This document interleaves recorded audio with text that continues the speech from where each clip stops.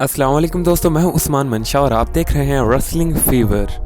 दोस्तों, royal rumble WW के साल के 4 सबसे बड़े पेपर व्यूज में से एक है और डब्ल्यूडब्ल्यू में पूरे साल में कौन सी स्टोरी लाइन्स और फ्यूड्स होंगी ये काफी हद तक रॉयल रंबल पर भी डिपेंड करता है। और जो रेसलर रॉयल रंबल जीतता है वो साल के टॉप परफॉर्मर्स में भी हो सकता है और साल का ब्रेकआउट स्टार भी बन सकता है। दोस्तों, डब्ल्यूडब्ल्यू रॉयल रंबल 2022 भी करीब आ चुका है और वो कौन से रेसलर्स हैं जो इस रॉयल रंबल को जीतने के लिए फेवरेट हैं। आज की इस वीडियो में मैं आपको इन्हीं में से टॉप 5 रेसलर्स के बारे में बताऊंगा, तो वीडियो को पूरा लाजमी देखें। तो चले बिना देर किए शुरू करते हैं।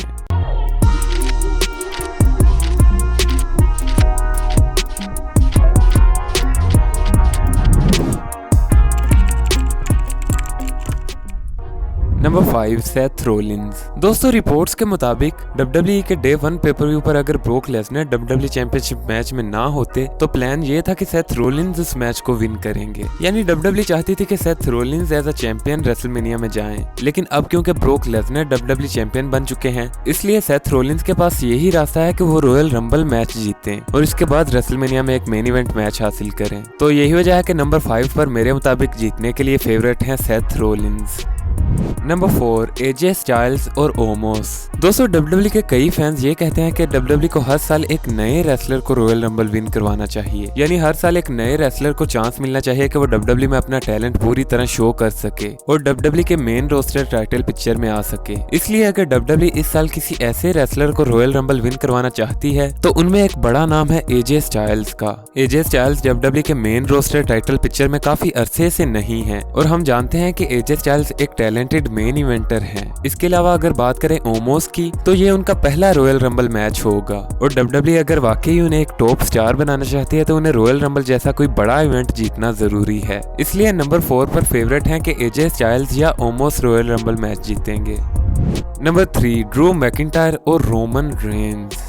दोस्तों, रोमन रेंस का नाम इस लिस्ट में काफी शॉकिंग है क्योंकि वो तो यूनिवर्सल चैंपियन हैं और उन्हें रेसलमेनिया में जाने के लिए रॉयल रंबल विन करने की जरूरत नहीं। लेकिन आपको एक शॉकिंग न्यूज बताऊं कि एक रिपोर्ट के मुताबिक Roman Reigns royal rumble paper view पर सेथ रोलिंस से अपनी चैंपियनशिप हार जाएंगे और ये रिपोर्ट भी बहुत ट्रस्टेड सोर्स से आई है और इसीलिए इस लिस्ट में रोमन रेंस का नाम है कि वो अपनी चैंपियनशिप हारने के बाद रॉयल रंबल में एंट्री करेंगे और रॉयल रंबल विन करेंगे। इसके अलावा एक नाम है ड्रू मैकिंटायर जो कि डे 1 पेपर व्यू पर इंजरी की वजह से अभी तक डब्ल्यूडब्ल्यू टीवी पर दिखाई नहीं दे रहे, लेकिन वो रॉयल रंबल में रिटर्न कर सकते हैं और रॉयल रंबल विन करके दोबारा डब्ल्यूडब्ल्यू टाइटल पिक्चर में आ सकते हैं। इसलिए नंबर 3 पर नाम है रोमन रेंस और ड्रू मैकिंटायर कि वो रॉयल रंबल 2022 जीतने के लिए फेवरेट हैं।